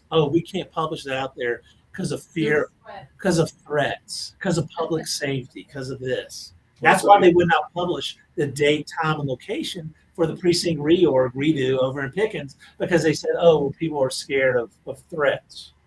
You're not going to tell me when the Northwood precinct reorganization is so I can come vote for leadership in my precinct because you think there's going to be some violence? Who, us? I mean, obviously all the rhinos know when and where it is because they're happy to tell them because they're very peaceful rhinos, right? But I mean, they're not going to tell us. That's that's part of it. But my second thing that I was going to say, I'm glad there's a law to keep the names on there. Second thing is they'll change the names. Now they're all regional councils and regional commissions, all this. It's easy to search, but it'll be something Well, different. the thing about it is they've gone through such a situation now, at least, and again, like I said, I've been in this rabbit hole since 2007. You've been fighting. I will tell you, to your credit, you've been fighting a fight for a long time. And to your credit, you have stayed on the fighting side of it when I would think 99% of the other people capitulate. Now, there's another component of this, and that is what's known as metropolitan and/or regional transportation planning organizations. Most all of Once you think you're done, there's more. most all But of there's more. there is a piece, There's no end to this, right? there is a piece in everything that has to do with transportation that there is a dollar of federal money involved that is directed by your MPO or your RPO. And that's something, again, the I-77 thing, I learned more about it because, all of a sudden, but, in Charlotte, the city of Charlotte area, they basically control 80% of the MPO, Metropolitan Planning Organization. And then all the other small towns, the reason they ended up with toll lanes on I-77 had nothing to do with what the legislature did or anything else. It had to do with the fact that the 4 small municipalities along I-77 got bought off through the MPO and agreed to the toll lanes because they were going to get new bus stations or new bus stops, or they were going to run 3 new commuter bus ramps. Now they're trying to push light rail again. They're wanting to expand light rail. And I finally got my friends in Mooresville come up and say, no, we don't want light rail because we don't want the crime. We don't want the thugs from uptown to be able to hop on a train without having to buy a ticket, ride to Mooresville, do 4 or 5 property crimes, be back on the train and back down in the hood before the police even know anything's happened. That's why MARTA, do you remember what the fight in MARTA was to move it on up into Gwinnett County? Oh, they did. I was there. And Yes. what happened was the people in Gwinnett County, I'm trying to remember the guy's name because I met with him a couple of times. They went and looked at what happened in Western Maryland when they extended the metro out of Baltimore and DC out west. And property crime went slap through the roof. Because now all the thugs can hop on a train, take a 30-minute, nice, comfortable 30-minute train ride, hop off, kick in 4 or 5 doors, Commute to work. You're right. And at least it did satisfy its intended purpose. Fortunately, the people at Gwinnett and that whole the whole county area north of Atlanta, Voted it down. they revolted. It's always got to be the people standing up and getting involved. But then the problem is we go to sleep. And now it's been a long time. I guess they haven't extended part up there, but it's they never ever stop, and they keep promoting and putting these people in positions as opposed to getting them out of the deep state bureaucracy and getting them removed permanently. We've got to. And Trump, to his credit, and what they're trying to do, what we're seeing them do, is they're purging a lot of these people. They're getting them out. Now, we had somebody attend and swearing in ceremony, citizenship swearing in earlier this week or 2 weeks ago, or whatever it was. This week. Trump does his speech, whatever. But the person that, they were like, it's fantastic, and it was really inspirational to see Trump doing the welcome to America and being a citizen. But the person handling the ceremony, what was his one comment? It was like, in today's world with this administration, maybe it'll be a good idea if I get fired or something. You could just tell it was the never Trump thing. It's like, why are we hiring and having these people? I'm like, I'm not a Biden supporter, but I think if I was employed by the federal government, I wouldn't be up there, during his term trashing him as part of my duties. And if I did, I would not feel safe about my job. They seem safe and fine about their job. And they're like, they're tempting. Oh, yeah. Why don't you fire me so I can sue you or whatever? Well, that's what DEI did for them. Yes, yes. They think they're entitled to these Yeah. jobs as opposed to it's a job you're supposed to work and do your duties. I And want the other- in the when you were talking about getting rid of people, I think we dodged a bullet. I want to bring up really quick, and I saw Scott posted it. Oh, yeah. We talk about it with Blue Yeah. Hutchins. Oh, yes.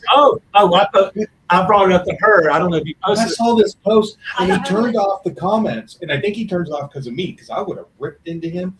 And I'm like, holy smokes. I have the screen right here. I actually opened it.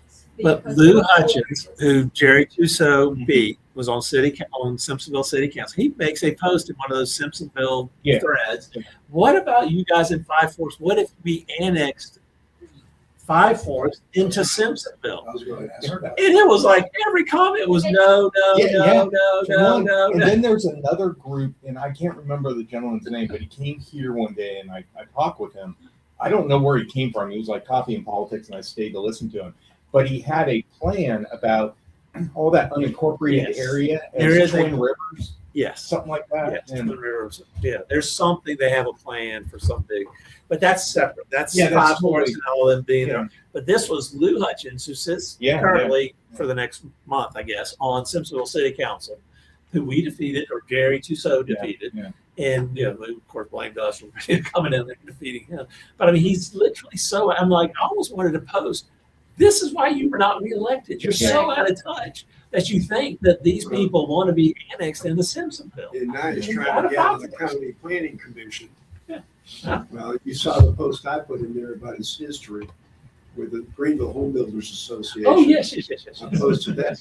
And Yeah. you know he's indebted because in this last election, there's a picture of him with Rick Quinn, the president of the Home Builders Association, giving a check for his campaign.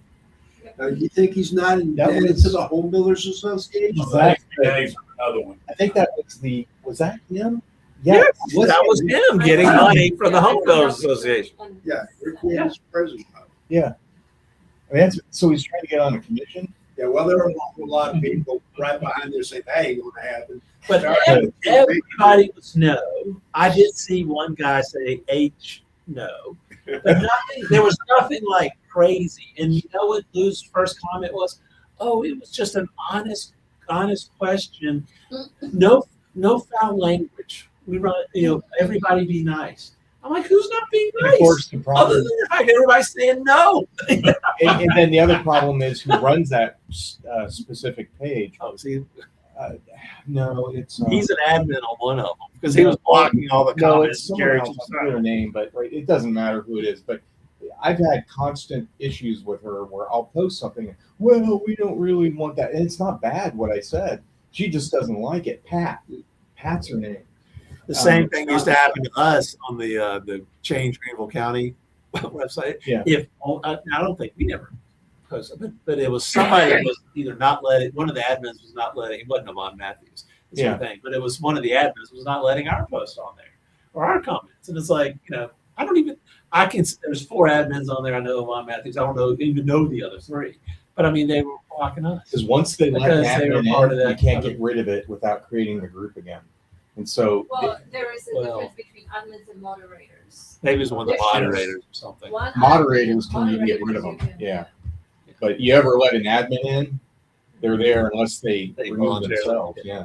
So So it's just, it's funny. And that's why I tell people a lot of these things, you got to address them now. And when we took over in 2021, guess what? The Facebook page for Greenville County Republican Party was 3,500 followers or whatever. Do you think we ever got the Facebook page for the Greenville County? No, Republican? you sure No, didn't. it changed. It disappeared for a while. oh no, it became And then it became the 4th District Club. Yeah. Really? Oh yeah. Yeah. Wow. I mean, is that the Facebook page property of the Greenville GCRP? No, Or the Facebook person page set is it the up. Property, if whoever signs it, sets it up. Apparently that's Okay. apparently that is the truth. No, there's no annual fee. No, it's free. Oh, it's Yeah. I can tell you, there's a page called the Don Brown Brigade for U.S. Senate 2026. Yeah. And somebody said that they couldn't understand why their stuff wasn't getting posted. I said, well, because it doesn't have anything to do with the campaign. Well, what do you think you are? I said, it's my page. That might be the thing, but it appeared to us as like, oh, this is just another one of Nate Lloyd's things, stealing. Well, I mean, Nate, they've been the one who set it up to start with. and that was, and it ended up that was like the issue. But I mean, but you tell people that. Guess what happened when Spartanburg won reorg in 25? Where do you think the Facebook page for the Spartanburg County GOP went? It disappeared too. It disappeared Wow. too. It is now the Rhinos are running, and they changed the name to I figured Spartanburg United, whatever. Facebook page. Fourth Yeah, District Facebook. Club Okay, Junior. I'm thinking website. Well, the web URL, we did get the web URL. It Yeah. took us, guess how long it took us to get the web URL for the Greenville County GOP, greenvillegop.com. It took about 6 months because we couldn't figure out who even had it. Yeah. Who owned it. Who owns it and who pays the annual fee? We don't That's see- what I was referring to. What we did now in The web North page. Carolina, actually, the MAGA, which isn't near as bad as yours, but it's getting worse. But what they do is they now own for every county, like in my county, it's Cleveland County.nc.gop is the Yeah, it should be the state party that owns the. and that way when You you have want a to do change, and that way when you have a If change you have of a- leadership in a county, it automatically It's a problem to every there's a transition that is not a friendly transition. Yeah. It's a problem in every county in the state. You can't get the website. There's a battle. Who's who the There's state director is too. How, yeah, they want to give it to you. It falls down to who's paying the fee. Maybe that's a suggestion to SCGOP. Well, if we ever flip it, if we flipped it, I think, but you would have to put in some hard rules that this is going to be done fairly. oh yeah, yeah, If the Rhinos come in and take over fairly America First County, they should transition it. We would probably transition it fairly. Certainly in the old days, we would have done that, in a fair way. But that's not how, the way ours works is once the county convention is completed, the new chair of the county party immediately becomes the operational admin on the website. Mhm. Like that week. immediately. Yes. Yeah. And guess what they did? Guess what they did in Lexington when Pamela Godwin won? That the old chair, who then got The one that got indicted, and admitted or convicted or pled guilty to an embezzlement of over 160,000 or whatever it was from the GOP and from the what was the name of that other group? wasn't it like Rotary Club? Rotary Club or whatever. Yeah, I think it was the Rotary Club. isn't that the same one that? He started paying money. He started writing checks and stuff. I'm like, Yeah. you're out as soon as the convention's Yeah. over. Yeah. He thought their people were going to win, and they ended up not winning, and he tried to clean up his embezzlement the week afterwards. Wow. Isn't that a crime? If the new people are now taking over, isn't it a crime that I'm still writing checks and doing things? Who helped him out? No, He didn't do it by himself. but wasn't what kept him out of jail, or is he in jail right now? No, he ended up pleading guilty and getting 3 years time served, which was 4 hours when he was arrested. Yeah. He got And, his first and a slap. couple, I think 2.5 years of Didn't someone cut a check probation. to pay the Republican Party back? He was putting money back in there trying to cover it up, and then he was also trying to take money out and say that they owed Rhinos money because they didn't have a party that these people had contributed to. So I mean, they were doing a lot of actions after they were voted out. So this is like Trump. They do the new swearing in or on January 20th. Trump's now the president of the United States, and Biden doing a bunch of stuff. Guess what? You're out. You have Yeah, you need to just get on the helicopter and leave. Right. Except in the GOP perspective, at the convention, that's when it happens. Yeah. At the convention, you're out. Yep. The old leadership is out. The new leadership's in. Yeah. Whether you agree with that or not, maybe there should be a transition period. I don't know, but that's what it is. So if they were going to do something, they should have done something before the convention. but he was trying to clean it up, and then he was trying to drain the account down to zero, which is what they tried to do to us in Greenville in 21, drain our count down to zero, which is where we then discovered That was the why fraud. they're going to do the big party or whatever, right? Or They did do they? it a big party. They spent $9,300 at the Poinsett Club throwing themselves a big party. And what I was told is they were giving they were trying so hard to spend the money any way and every way they can. There's apparently something called a rhino orchid that they were buying these $25 rhino orchids and giving to the ladies that came to the party. They were trying. They could not spend the money as fast. Waste it, throw it away. Sounds like the federal government end-of-year budget. Yes, that's they spent $5,000 on a CPA who happens to be in the same office complex as Hal Roach, who was the former parliamentarian who's out like really crazy. But they paid a CPA $5,000 to do what's called a compilation of the GCRP bank records for the past, I think it was 3 or 4 years. $5,000. It's something normally a CPA would charge about $500 for, just for the time. Compilation is not an audit. It has zero. It is all they did was all this person did was put the check numbers and dates in the total and put it in there. And in most cases, somebody in most parties won't volunteer to do that. Right. They spent $5,000 on this CPA. I contacted her. I asked for the work papers. I asked for the documentation of the work papers. She said, I gave it all back. Now, I'm a CPA. I do something. I do some work. I keep my records. Now, they're your files.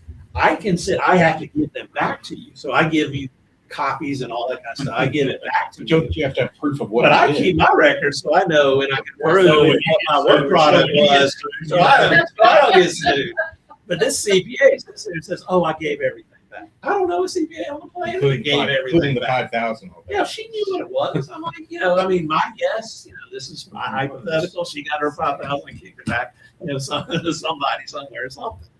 Or maybe they were happy just to drain our accounts. I'm just like, you people. I had a nice weekend at the Hilton Inn. Somebody. All right, we are 7 minutes from 1 o'clock. We have a What do we- pro-life update. Anything good happened this past week? Anything interesting? How was the movie? We How was the movie? Movie was good. Folks showed up, enjoyed themselves. Good. It was a very welcome break. I really wanted to come. I actually do like eating at Denny's. January will be my first of 3 talks on socialism. Subject will be what it is and how to recognize it. Follow that up in February with how it's infiltrated the church, and then finish March with how to address socialist and private and public. So it'll be a 3-part series on socialism, all that type of stuff. I do like the fact you're talking about infiltration of the church. Back to your point, take God out. If I want to take God out, first thing I do is I'd infiltrate the church and have them just screwed up from the inside. I would infiltrate the church with pedophiles and There's destroy the a lot of reputation of the church. I would do that type of stuff My argument In is school. in schools. Yes. My argument is we're told that the netherworld will not prevail against the church. But what happens when it tries to cooperate with the church? You want to take care of poor people? We'll tax you to death to take care of the poor people throughout the world. It's like they want you, they want you to read, you shall forgive your brother 7 times 70, but they don't want you to read the part about, well, after you've tried 4 times to reconcile, you need to treat them like a tax collector and a Gentile. I mean, it's not that they're openly opposed to the church. They're corrupting. It's a corruption of what the gospel is, actually the entire Bible has to say. Well, and I've said it forever with I initially started with the Chinese, but you can look at it with all this stuff. If I'm China, I want to take down America. I'm not building tanks. No. I'm going to infiltrate from within. Build computers. I'm going to pay people some money. I'm going to pay. There's people that are being paid and funded by the Chinese Communist Party that don't even realize. Now, maybe they don't want to realize because they keep their eyes shut. But they are doing the bidding of socialists, communists, whatever. Get on the payroll. Because he wants to get on the payroll. I'm waiting for my offer. I can assure you, they have your records from when you filled out those things we did as kids in high school and grammar school. Yeah. And they know you are always going to be a pain in the ass. Pardon my French. I'm sorry. My records show that I'm always going to be a pain in the butt. Yeah. I am genetically probably predisposed to be questioning. I'm not a go along, get along type of person. Well, I am like a friend of ours, a former chair over in Pickens that I spoke to with earlier this week. I mean, it's like we all want to quit, but we can't because we see it and it's so bad. Exactly. And there's some people that can get involved for a time period. And I don't mind people taking breaks and all that kind of stuff if you'll just show up for the right times and things we need you for. But I'm like, it's a tough road. That's why I was giving you credit a second ago. You have been fighting this. Guy Smith has been fighting this for a long time. Let me give you a good example of how they get your Most records. people quit. Back, Obama's administration, we had a census. I was sent a long form to fill out. I'm not in sequence here with the two questions I'm bringing up. But are you a veteran? Yes. Ethnicity, I put that. They had on there as a selection, French Canadian. The French Canadians are contrary. They want their freedom from Canada and Great Britain. So that's two strikes against me, and that's in the national database. Yes. So needless to say, I'm earmarked. You're earmarked. I'm earmarked. I will tell you I can identify what they're earmarked me with. Yeah. So what's that? Their earmark is a troublemaker. But it's true. I mean, my open call to Drew McKissick, and I've said this before jokingly, but at the same time, if it happened, I don't know. It's be a hard one. I want a 4-door Rubicon, and I'm talking decked out. Everything that you put on, it's about $200,000, and I'll add to it a full tank of gas and a red bow signed by Drew McKissick. I'll walk away. You might get it. He's posted the picture of it and all that kind of stuff. So I mean, you actually, here's my price. Let's all put us up on an auction site somewhere. There's our price. But I mean, look at me. I hate to say my price, but our fight has been school choice. Yeah. Why? Tell me why in the heck they have fought that to the team. They have literally, and I sent a letter to the gentleman the other day, and we'll back this up with numbers, and I met with him, and everything went pretty well. But I mean, I opened it up and I said, because of the fight for school choice in this state, kids have lost between, I estimate, an easy $500 to $700 million in the past 7 years. Now that's kids losing it. That's not, and that's actually also on top of that, that has cost the taxpayers $500 to $700 million, because you take a special needs kid out of the public schools, you put them in these private schools. I mean, some of these kids are $30,000, $40,000 a piece. We would give a kid a $10,000 scholarship. They would take them out of the public schools, put them into a private school, and it's saving, because if you're a kid with autism, you have a shadow and all that kind of stuff. I mean, it justifiably from that, you could justify the numbers of the tax savings. And while we did it, is we matched, because that's how they passed the school choice bill in the state of Georgia initially, because they said, hey, it's costing us $7,000 a kid in public, or $10,000 for a kid in public. If all to be eligible for it in Georgia, you had to be a kid leaving private public school, going to public. Well, okay, well then it's saving us $10,000, so it's a wash. So it did not even go through the finance committee, where it might have got shut down. It had nothing to do with finance because it was a wash. There was zero cost. Yeah. I can't even get Revenue and Fiscal Affairs to write that a $50 million school choice bill will cost zero. They literally sit there and just say, oh, it'll cost $50 million. So you have to justify it in the budget process, and nobody wants to justify a cost of $50 million. Revenue and Fiscal Affairs, who are supposed to be CPAs, are sitting there doing the bidding of the other side and lying about purely financial calculations. I mean, it's crazy what they do, but this is just how it all works. But I'm like, they have fought us.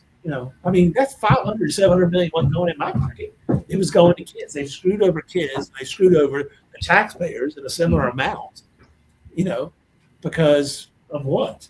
I'm proud to say that it was just announced yesterday that North Carolina is now the #1 state in school choice in the country. And a big part of it is Opportunity Scholarship, which I know is run through the government, but once the check's cut, the government no longer is involved. Is that for charter schools or for homeschool? Well, homeschool is not included yet, and that's one thing we're working on in the short session. But if you want to take your child out of public school and put them into a private school, charter school or public schools. I mean, they can call it charter if they want, but they're public schools. But if you want to pull your child out of the public school and go into a private school, depending upon your income level, you can receive between $2,000 and $8,000 a year for tuition and education costs.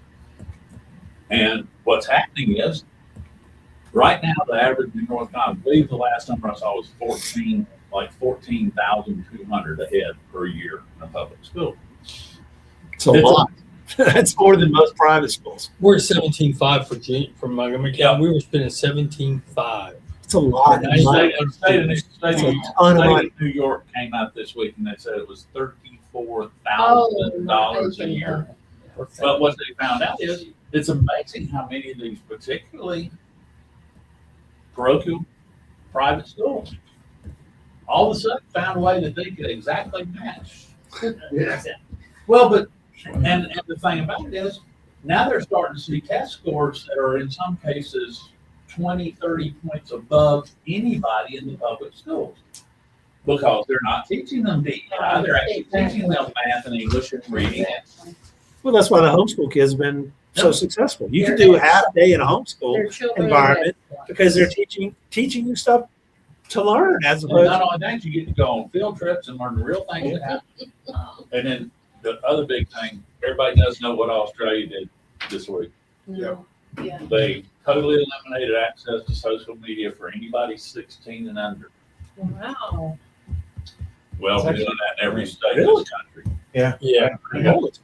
That's crazy. I have researched that. I can't believe that. 16 That's fantastic. The human traffickers would never allow it. Yeah. And government control. Well, we're getting ready to, there'll be something in our state that's getting deeper in discussion every day that hopefully by next school year, there will be no personal screen, which would be smartphones, tablets, Chromebooks, or laptops in any K-8 school. They should have done that before. In our county, in our state, they did that as well, but there's no penalty. Okay, so you're not allowed to have those phones or your personal phone, but there's no penalty for it. Okay, so there's no, and Youngkin did that, but that's beside. There's already discussion in the thing because everybody, got parents saying, "Oh, Johnny's got to have a way to get in touch with." Right. Of the school actually providing these, there's a new phone program out now, and it's old-fashioned flip phones. You can program, I think, 4 or 6. The adult can program 4 or 6 numbers in the phone. That's the only numbers it can call. And they're saying, "Hey, listen, schools be happy to hand those to the kids to get the smartphones out." When my girls were in ballet and they were real small, they'd take all the little girls for Nutcracker and all that. There'd be 100 kids back there. A little flip phone. I'd give it to my oldest, Sydney. She had that with her. And I said, "You got any problem at all? You just dial me and it's all good." And the nice thing is they're doing the same kind of program for people like me, senior citizens. They're saying that's going to be. Well, that needs to be a tracker. All right. Anybody got anything else before we close out? I do want to say last night I did put in another server, so we have 5 new servers that aren't being used yet. They're small, but they're servers, and we have on GOP. I remember when the old days it was like a miracle to get one. Oh, yeah, we got all. Now we're knocking it out. So of course I get used, so it's super cheap, and I own it all, but it's for that purpose, and we have data on not only voter data like we've always had for a while now. We have voter registration data, which we had for a little bit in 24, but We have that for the entire state, meaning that every day we know the counts for every precinct. And So we don't know the actual names. We know the counts. we know the We counts. know the number of registered Yeah, voters and so- in a precinct. And so I don't have a report for it yet, but the idea is that we can report, we can look at, different precincts. All of a sudden they get 50 people, and it's like, where are the homes? I mean, show us the home. That kind of thing. The 2 weeks There between are a the, lot of homes coming up, though. this There is are, true. and legit. And in Simpsonville, what I keep pointing out to you, I mean, between the election and the runoff, there were 81 additional Yeah. registered voters. It's like, where do they come from? Exactly. 2 weeks. Well, I kind of know how it I mean, seeps it's- in, but I won't go into that.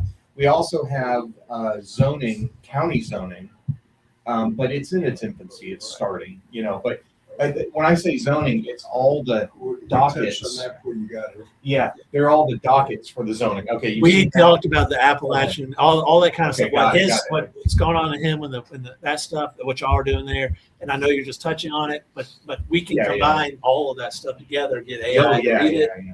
pull And out there's what we one need. other I'm doing. I'm trying to think. Legislation. Oh, there's something. No, legislation. Well, yeah, the legislation. That's the other one I missed. That one's huge. I mean, that one's, oh my gosh, that thing's awesome. And so we're collecting that data daily as well. And So you see the shift. I hate to say the shift of what we're doing. Mhm. Obviously, there's two pieces. There's election season, Mhm. and then there's legislative season. Yep. Election season, it's important for us to know the data, and that will be. But as I've said, now that we're past the election season, we'll start focusing on the legislative Yeah. stuff.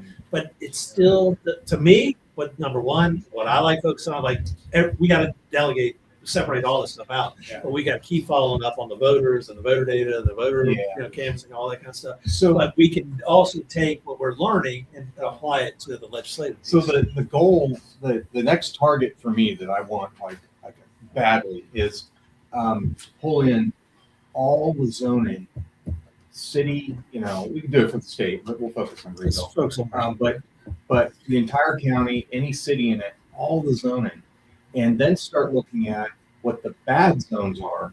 And then the cooler part is if people, even if they didn't have full access to the site, but something to float out, if people wanted to get alerts from us, meaning when there's a zone, something's happening in your area, like a mile or 5 miles away, we can send, hey, this is happening. They're trying to reach out to you. There'll be a hearing at this time on this day. Yeah. Yeah. So you start having 20 people show up for the zoning hearing, and you can watch people's heads explode. Joe Farmer talks about it all the time. He sits there and he's like, I show up and they freak out. If Olga and I show up at something, they freak out because they Can you know why we're imagine- there. You imagine that we just sit back, we'll show, but we can sit back and not even show up or show up if we want to, but sending out the information or people, you just send the actual homeowners that are affected down to that meeting, and then that city council stops floating ideas like, let's annex the entirety of Five Forks. I mean, that's just Let me tell you, when we have communications, emails and or phone numbers, a database about how to communicate with those people. I mean, I We've got a got lot. digital marketing, and we do it's called data fusion. We got 30,000 different data points to match up to that household, so you can send each household a different message and so forth. But, What? Yeah. Wait, Oh yeah. we're going to talk more. yeah. So yeah, and then we have other tools for texting and everything. So it's just becoming a suite of tools, and it's growing and growing, and it's all here to help. So, and that's it right there. You can GOP Plus. GOP Plus if you want to take a screenshot of that, or it's a QR code. Jeff, Austin, or I will approve you in there. I think Jeff, we give it all to Jeff. We don't bother, but yeah, you'll get approved if you're in good standing. That doesn't mean you paid for anything. It's just you're not. We're working through how we'll You're not. Yeah, you don't work against us, kind of thing. Cyberstock, you would find out. It's not part of the party. It's separate. Yeah, it's separate. It's definitely it's not GCRP, but it's I don't But know. it's to assist GCRP This is indirectly. It's our caucus, our MAGA Yeah, America that's- First caucus is what it's here to assist. It's a grassroots tool. Yes. Yes. It's not here for a rhino that's an EC of a precinct to call me up and say, I want access to all your data. Yeah, it's not to do with. It's not for Drew McKissick to walk in here and say, hey, we're dissolving the Greenville County Republican Party and give us all your stuff. Guess what the Greenville County Republican Party owns? Nothing. Nothing. We don't to know do. Taxpayer money. Sorry. And apparently they don't even own the Facebook page either. So, hold on, because she started it. So Maybe I did. I don't know. but yeah, it's a neat tool, and there's a lot of things we can do to There's a lot of things on the drawing board, a lot of things we want to do, a lot of things that we need people and volunteers for. So, and a lot of organizations are just saying, hey, here's the piece. Can you work on your piece? And the big one I is can't the work on it. legislation team. And that's why I didn't want to have Done a great job. election integrity. Look at that big smile. That big teddy bear. He's doing a fantastic job. And here's Mike Kilgore. So yeah, I just want to keep drumming that because each person has their interest. Now, on the technical side, I call myself the data janitor. So, but we need people to take a piece of whatever they're interested in and search it and keep looking. And you can look across all legislation at the same time. Not just, you don't have to look for the header or the name of it. Names don't matter. And as I've said, you could take 3 different bills and put a third in one, a third in another, a third in a third one. Not know, but once you pass all 3 of them, it merges together and it could change everything on the planet. You didn't even know it. Here's an interesting thing before we go. Smoke and mirrors. So I started collecting data around November 15th, and then whatever today's date is, 12th. And when you're collecting data and you're adding history tables and whatnot, there can be errors. I saw some errors coming through, and so I fixed it. And when I fixed it, I noticed 20 changes pop up a couple days ago. I'm like, really? Let's see if I can find those 20 pages in the legislation tracker tool that's done by the state. I didn't see them. I mean, the first few I looked at. So it's like they do keep history in the bills, but when they actually change it, when the text changes, not what they say they change, when their actual verbiage changes, that's not showing up. Strike-throughs may not even show up. So this is the kind of thing I'm after. Is like I want to see a bill where there's something super nasty, like all these House members or senators. They say, yeah, I'm going to support that bill. I'm put my name on it, and then slowly by slowly they get stricken out or taken out. And who's doing it? That's the other.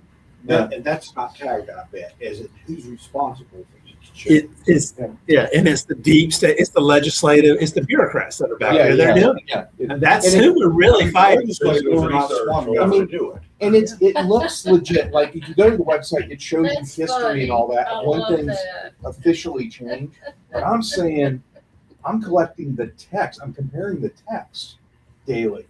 And I'll know exactly when it changes, regardless of whatever the website says. One of the guys, David Pasco, prosecuted. I hate it because he was a Citadel graduate, but he used to be head of, I think, judiciary or something. When he was a House rep, worked for the Quins. He was put in charge of the entire group that does all the lawyers, all the people drafting the bills and making the changes. I think they got a $20 million a year budget. He was the guy. And he was making changes of things, or his people internally were doing it. And that was, I don't know if that was what he was ultimately prosecuted for, but he was prosecuted for doing the bidding of the Quinn Dome, the political consultants. That's why you can't trust those guys either. Right, it's 1:14. We gotta go. All right, we got to go. Thanks for everything. We'll be back next week, and then we're going to be back on the 26th, day after Christmas. See you then. Scott. Yeah, I'm not going anywhere. But, I'll be on.